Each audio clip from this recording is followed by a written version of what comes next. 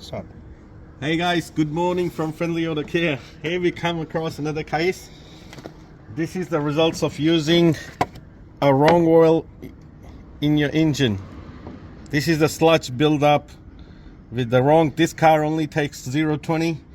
Somebody has been over delaying service or has been put a thicker oil, which has resulted in the sludge buildup in here.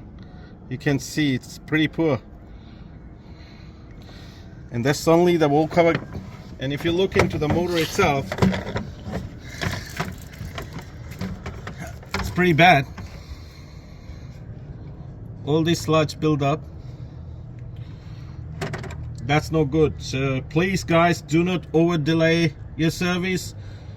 Do not go like, we don't want to criticize anybody, but people look for a cheap deals, do $99 services. I don't know how the hell they do it, because the oil itself cost us at a trade price $93 for this one, for 5-liter can.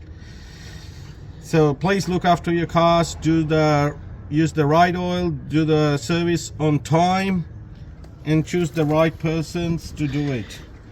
Cheap is not always good. Thank you.